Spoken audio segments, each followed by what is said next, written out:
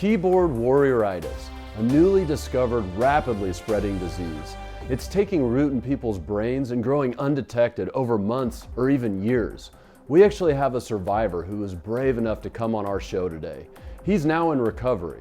Thanks a lot for coming on the show today, Ross. Why don't you tell us about your experience? Thanks, Ross. It's really hard to explain because when it was happening, I didn't even realize it was happening. I just started to feel aggression towards anybody online who was having any sort of real estate success or success in anything for that matter. And eventually I couldn't hold myself back anymore. And I just started to type responses to them in forums as if I was a pro or something. And then after a few weeks, I was actually convinced that I had bought property myself, even though I had never actually done anything. And then I just... Hey, hold on there, Ross. I'm getting reports here that they found a cure, and it's actual experience. All joking aside, the misinformation in this industry is pretty damaging. I think it prevents people from becoming successful. As an avid researcher myself, I too was almost caught up by unrealistic expectations early in my career. To be clear, I'm not singling out BiggerPockets or any other content curated by the pros. I'm talking about ideas that get developed like this. 1. A pro, someone with actual experience, presents an idea that fits their specific strategy. 2. A person with no experience hears that idea, doesn't understand the idea itself or how it fits into the pro's bigger picture strategy. 3. This person, again, with no experience and a mild case of keyboard warrioritis, wanting to look cool to his keyboard warrior girlfriend, takes that pro's idea and tries to regurgitate it as his own on online forums. 4. Unfortunately, this person is skilled in writing, so it sounds good to everybody online. 5. Another person, also with no experience, reads this regurgitated information and they read it as if it came from a pro. Now they go and do the same thing, spreading that word to other people. 6. Finally, the idea is tried out in real life and it fails miserably. And I've seen this pattern repeated over and over on the internet. There seems to be at least 9 strategies that are recommended online in all scenarios. Let's review these lies one by one. 1. The freebie. Strategy is you get away with having zero money invested in a deal when it's all said and done, aka the burr. Issue is that when people end up prioritizing having $0 in a deal over the true goal, which is acquiring property, they end up missing out on some great deals.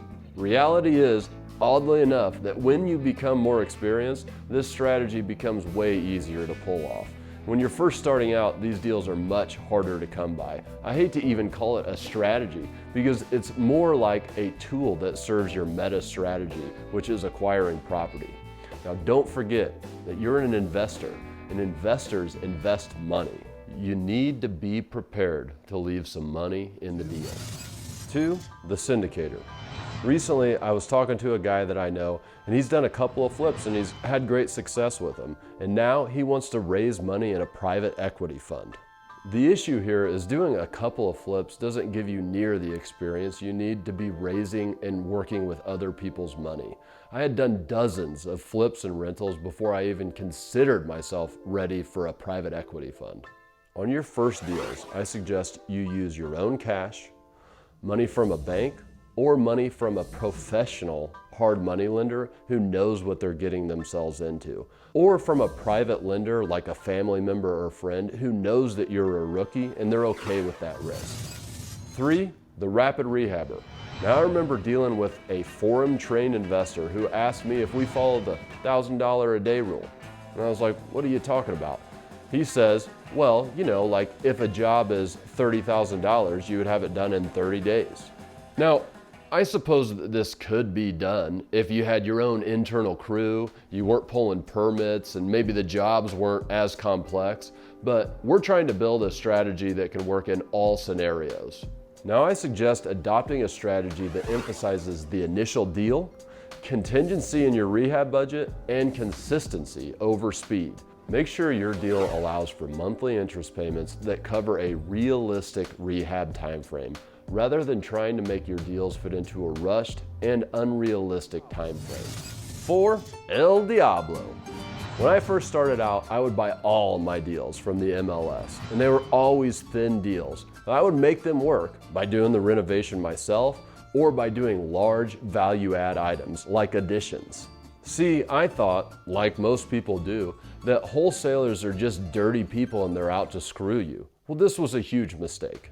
After I learned more about the truths of real estate investing, I decided to give a wholesaler a chance. And what a difference in deal quality. Of course, I'm not saying that you shouldn't buy off the MLS at all, but I am saying that the MLS should be one of multiple strategies for deal acquisition and probably not the primary one. 5. The corporate contractor. Now, I came from a corporate background. I know, hard to believe, right? But when I started investing in real estate, I held contractors to the same expectations I had for those that I worked with in the corporate environment. And now I see this a lot from other investors. Well, the issue with that is that most contractors out there are as far as possible from the corporate environment. They are working their butts off to provide for themselves, their family, their crew members. They're burning the candle at both ends and doing everything they can to hold it together. The reality is, just as an example, that most of your bids are going to come in the form of a text message at best. But that's okay. Lean into it. Don't fight it. Help them stay out on job sites working. If you can do that, it will be likely that it's your project they choose to work on next. 6. The Miss Cleo. You have questions. I have the answers. Everybody wants to try to predict the next market crash. Even experienced investors get caught up doing this. But it's usually keyboard warriors who are trying to project a higher level of experience than they actually have. Nobody can predict the next market crash. If you want him to believe that it's over, then you gotta stop accepting the booty calls. You need to have a strategy that works in every market. It basically comes down to this: always acquire property. And if you're gonna rent it, make sure that your rent will cover expenses so you can afford to hold on to the property. If you're a beginner, find a way to cover the mortgage while waiting for the renter to cover the expenses. If you're flipping, there are 2 things to consider. 1, don't buy based on speculation. And 2, have the ability to hold the property long enough to get your money back. 7, the right formula. Do you think that you can simply fill out a spreadsheet and predict how the project will go in advance? The issue is that most rehabs for us fix and flippers, they start out with a blurry vision and they get honed in over the course of the project. A formula simply can't tell you everything that you're going to need to know about that project from the start. You can be systematic in your approach to rehab construction and have fail-safes built in for the inevitable surprises. However, you still need to account for the human factor. So make sure that you always leave contingency in your plans, regardless of the scope of the project. 8, the icing without the cake. This mostly relates to short-term rentals or Airbnbs. I cannot believe the amount of people who buy deals based solely on how they'll perform as a short-term rental. Investing in short-term vacation rentals is an unproven method that is subject to current and ever-changing regulations. This is out of your control, therefore excessively risky. You might as well buy Bitcoin. Now, I do have some short-term vacation rentals, and when the city changed its opinion on them and revoked our ability to rent them as such, we put long-term tenants into each unit. Despite the changes from the city, we can still cover our expenses and make a little extra. You need to be able to underwrite a deal in a way that works for a standard long-term rental or flip, whether you end up using it for that or not. This means finding a deal that brings you equity today. 9, the ultimate DIYer.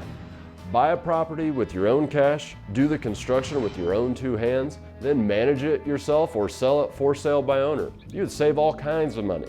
The issue is, saving cash is only one of the points to consider. You have a couple other things to consider. 1, this strategy is a bandwidth thief and it will stunt your growth. 2 is you're not accounting for opportunity cost, aka the cost of your time. For instance, if you're buying in cash, you should account for at least 5 to 10% of your return that you're missing out on with that cash. And think about it. Do you want to self-manage, do the work yourself and list it and deal with all the people who are going to call about the property and all the other real estate agents? Why don't you track the time that you spend on those things and do a little bit of math and figure out what you get paid per hour to do those things, and then decide for yourself if you think it's worth it. The key thing that I want you to understand is that each one of these ideas need to be considered in their separate and unique contexts. They all apply to different scenarios and big picture plans. Don't take anybody's recommendations as gospel, including mine. The key here is to collect knowledge and then through actual experience, start to understand how they all work together. Good luck out there, investors. Good motherfucking luck out there, investors. What's that? What's that? It sounds like the virus has evolved into a new variant. It's actually making the host believe that they've been cured.